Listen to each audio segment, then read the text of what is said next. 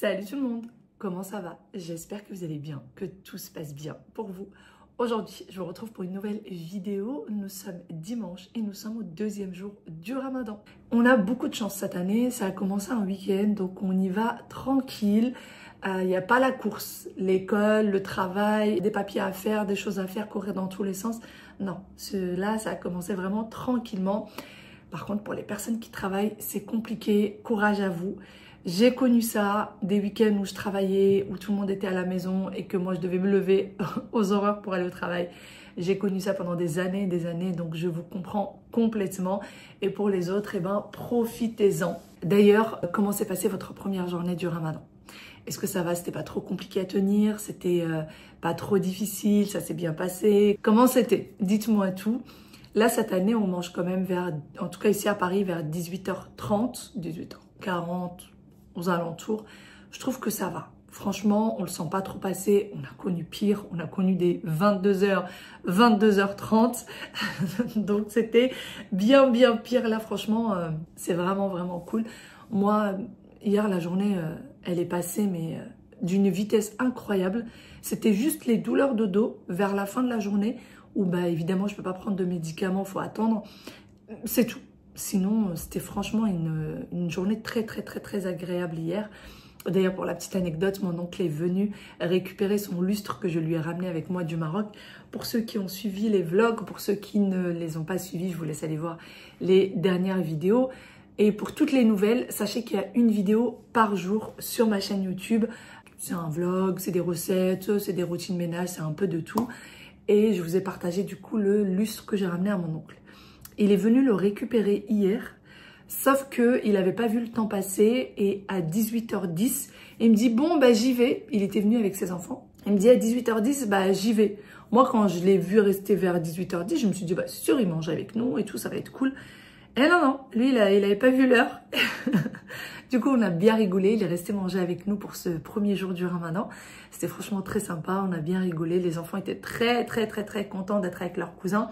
C'était même pas assez long pour eux, puisqu'après ils ont râlé, ils auraient voulu qu'ils restent plus longtemps. Et du coup, bah, c'était un premier iftar sympa. On a bien ri. Ah oui, petite parenthèse, courage à tous les jeunes qui font leur premier Ramadan. Courage à vous, félicitations à vous. Et pour les Marocains, je sais pas si c'est que le Maroc ou s'il y a d'autres pays. En tout cas, pour les Marocains, bon début de Ramadan, puisque pour eux, c'est leur premier jour du Ramadan. Ils n'ont pas commencé hier et ne commencent qu'aujourd'hui. Bon, sinon, je vais arrêter de blablater. On y va, on va commencer à préparer à manger. Et c'est parti, je vais vous montrer du coup cette deuxième table du Ramadan qui, j'espère, va vous donner des idées dans la plus grande simplicité. On y va. C'est parti, je vais commencer la première recette. J'ai besoin de 2 courgettes, une carotte, un oignon, mais vu que moi ils sont petits, j'en ai pris 2 gousses d'ail. Et là, j'ai pris de la viande, mais ce n'est pas une obligation. J'en ai fait plein de fois sans viande. Là, j'ai du blanc de poulet, donc je vais utiliser du blanc de poulet. Et c'est parti, on va préparer tout ça.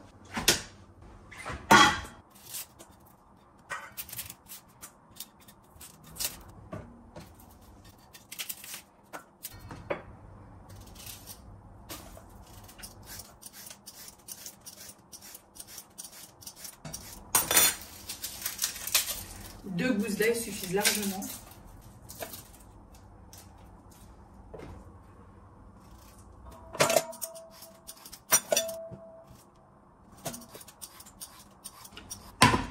Je vais mettre un bon filet d'huile d'olive. Je vais rajouter les 2 oignons.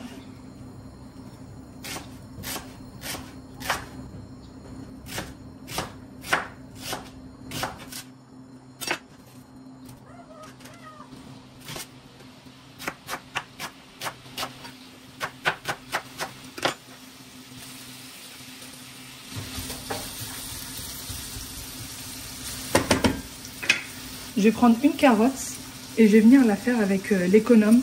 Comme ça, ça va cuire beaucoup plus vite. Ça va être des lamelles très fines. Et je vais éplucher toute la carotte avec l'économe. Je vais faire du même avec la courgette. Alors bien sûr, l'épluchure, je ne vais pas la mettre.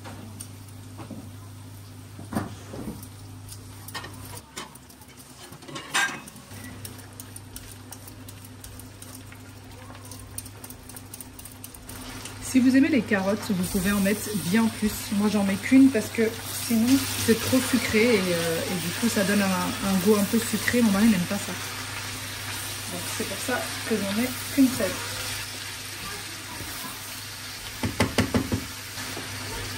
Je vais mettre 2 bouteilles.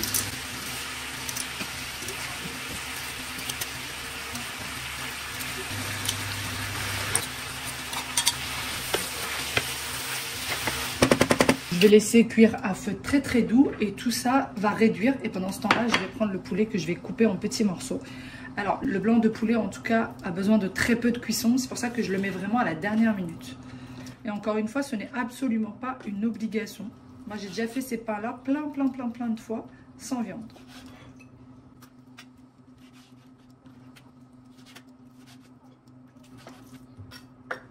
Du sel, curcuma. Gingembre, poivre.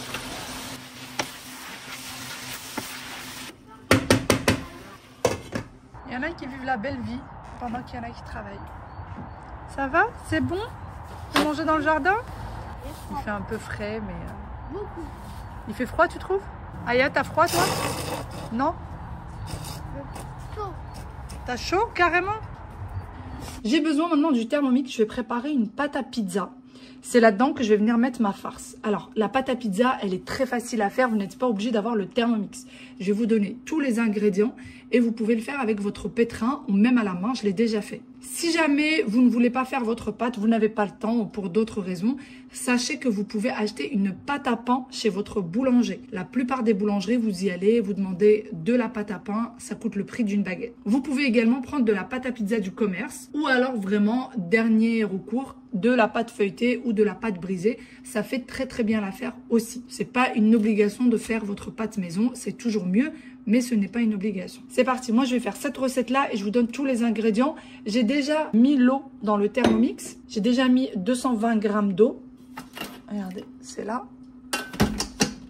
Ensuite, il y a besoin de 20 g de levure de boulanger fraîche ou si vous n'en avez pas, 8 g de boulanger sèche. Moi, je vais mettre les 8 g puisque je n'ai pas de levure fraîche. Voici celle que moi je prends. Je prends toujours les petits pots. Comme ça, ça me dure quand même assez longtemps. Et voilà, j'ai un petit peu dépassé, c'est pas bien grave. Et ensuite, il suffit simplement de bien mélanger la levure fraîche, parce que la levure sèche, pardon. Si vous la laissez comme ça, eh bien, ça va rester granuleux et ça va pas agir. Il faut absolument qu'elle soit bien mélangée avec l'eau. Allez, au suivant. 400 g de farine de blé. Alors, d'habitude, je fais toujours 400 g de farine. Cette fois-ci, j'ai décidé de changer. Je vais faire moitié-moitié. Je vais faire 200 g de farine. Alors évidemment, c'est très bon aussi si vous faites que de la farine. Moi, je la fais toujours comme ça, mais cette fois-ci, j'ai décidé de changer. Hop, alors, je suis à 180 de farine. Et pour le reste, je vais prendre de la semoule. Vous voyez, de la semoule fine. Et je vais venir y mettre le reste. On aura du pain un peu plus croustillant. Qu'est-ce qu'il y a, Waïl? Tu vas bien? Et voilà. 30 g d'huile d'olive. Allez, on rajoute nos 30 g. Bon, j'ai largement dépassé de 10 g. C'est pas bien grave. Et du sel.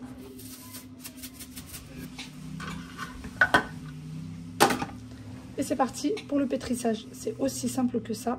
Personnellement, je mets 5 minutes de pétrissage. Je reviens du coup au mélange.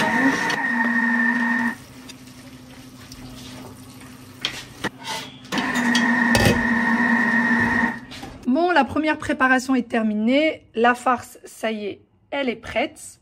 Si vous voulez rajouter des champignons, vous pouvez. Ça donne vraiment un sacré goût. Mon mari n'aime pas les champignons, c'est pour ça que j'en mets pas. Et si vous voulez mettre de la viande rouge plutôt que de la viande blanche, c'est aussi très bon dedans. Et pour la carotte, si ça vous dérange pas que ce soit un peu sucré, vous pouvez en rajouter également. Donc ça y est, c'est prêt. Je laisse refroidir. Ici, on a du coup notre pâte qui a bien pétri et que pareil, je vais laisser lever. Donc moi, je la retire pas du Thermomix. Je ne vais pas utiliser le Thermomix.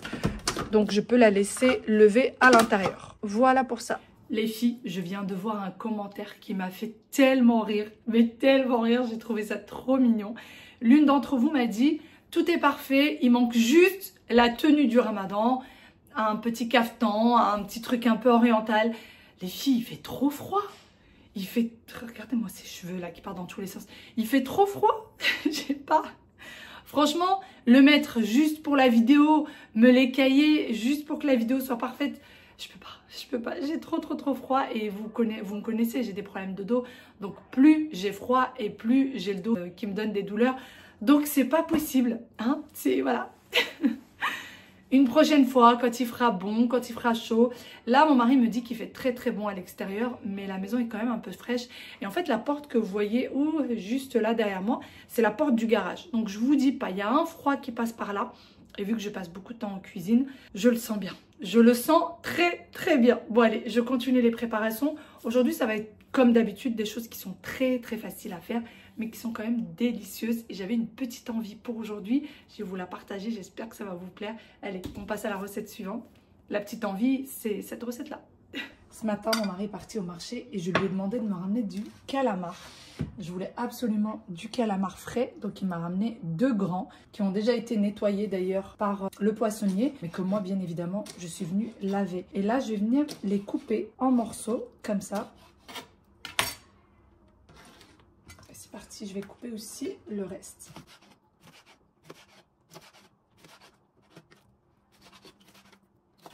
Ça, je vais le laisser comme ça. Pareil, je vais laisser entier. Quoique, est-ce que je pourrais le... Non, vous savez quoi? Je vais venir faire 2 morceaux comme ça parce que j'ai peur que ce soit trop gros.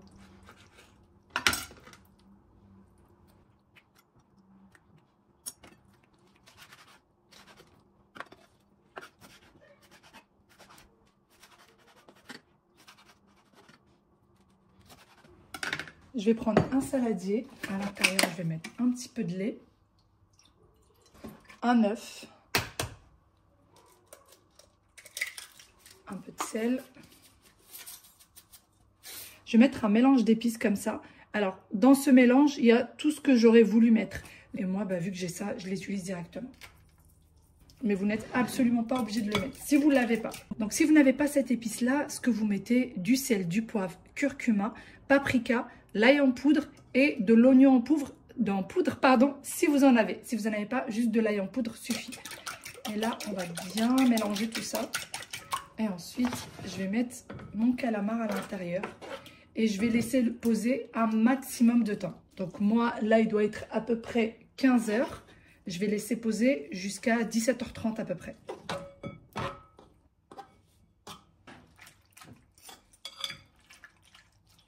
Et voilà, je vais mettre ça au frais et je vais laisser jusqu'au moment où j'en aurai besoin. Et bien maintenant, on va passer à la 3e recette. Et j'ai besoin d'une toute petite poêle puisqu'il n'y a que moi qui va manger ça. Si vous aimez ce genre de recette, faites-le en quantité. Mais malheureusement, chez moi, je suis la seule. J'ai besoin d'épinards. Je n'ai pas d'épinards frais, j'ai que du surgelé. Donc, je vais prendre ce que j'ai. J'ai besoin d'une gousse d'ail. D'ailleurs, je ne sais pas pourquoi j'en ai pris 2. Une seule suffit largement. Surtout que j'ai pas de grande quantité d'épinards. Pour les Marocaines, vous connaissez Khoubza? Eh ben, je vais faire Khoubza avec des épinards. Puisque je n'ai pas le choix. J'ai que ça. Et franchement, ça a quasiment le même goût. C'est très bon. Et facile à faire surtout. Je prépare également quelques olives. Alors moi, je prends des olives piquantes. Parce que je n'ai pas d'harissa à rajouter là-dedans. C'est très bon avec un peu d'harissa.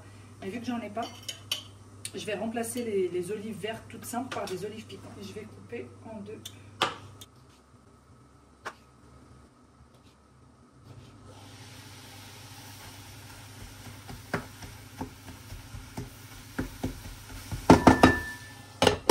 Je pense que c'est la fatigue. On va mettre ça sur le coup de la fatigue. Mais j'ai oublié de mettre l'huile d'olive. Tout est bien qui finit bien. Ça va, ça n'a pas collé. Dieu merci. Bon, c'est parti. On va travailler du coup la pâte. Là, j'ai ma pâte qui est là. Et je vais l'étaler avec de la semoule et non pas avec de la farine. Je veux vraiment un côté un peu granuleux, un peu croustillant, on va dire.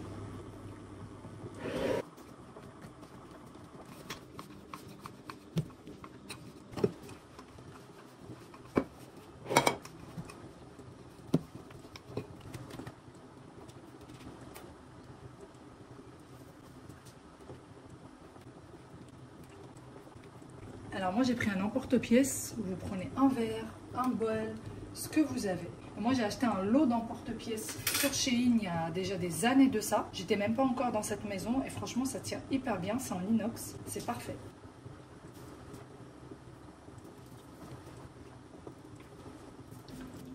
C'est parti, on va garnir du coup les petits pains.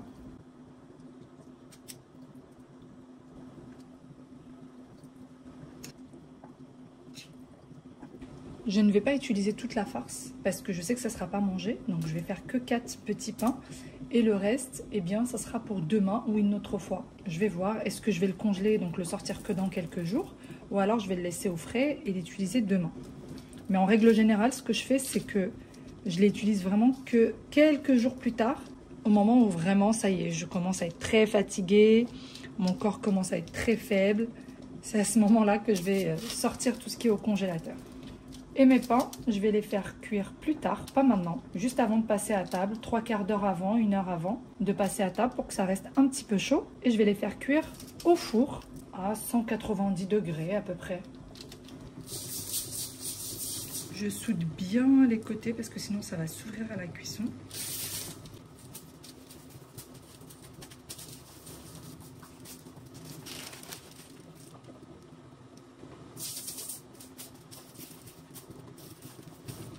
Et alors je mets ça de côté, je retire la farce et c'est pas fini puisqu'il me reste encore de la pâte. J'ai préparé mon mélange qu'il faut que j'accompagne avec du pain. Donc juste la pâte à pizza, je vais en faire des petits pains. D'ailleurs si vous aimez le pain qui est un petit peu comme ça, croustillant, etc. Quand vous faites des pizzas, vous pouvez aussi la faire avec la semoule. Moi pour avoir goûté ça au Maroc, c'était excellent. Vraiment la pâte n'était pas toute lisse, elle était bien croustillante, c'était vraiment excellent.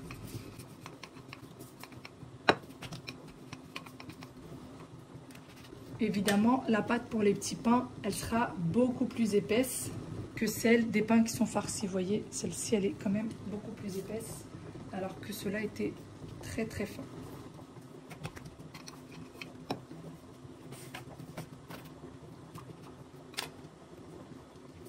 Je vais couvrir le tout et laisser poser. Bon, ça y est, je vais pouvoir servir ceci. Parce que mine de rien, le temps, il passe, il passe, il passe. Vraiment, c'est délicieux ça les filles. Si vous aimez ce genre de choses, testez, ça prend quelques minutes à faire. Et pour la déco, on va mettre quelques citrons confits. Et on passe à la préparation suivante. Donc je vais faire des briques au thon, puisque les pommes de terre sont toujours en train de cuire et n'ont toujours pas complètement cuit. Donc on va faire le mélange en attendant que les pommes de terre soient cuites. Un peu de jus de citron, une grande cuillère de persil. Alors j'ai plus de persil frais, j'ai déjà tout terminé hier, donc pour le moment je fais avec du persil surgelé. Fromage râpé. Alors les briques on peut vraiment mettre ce qu'on veut à l'intérieur. Et je vais rajouter des olives que je vais venir couper en 4.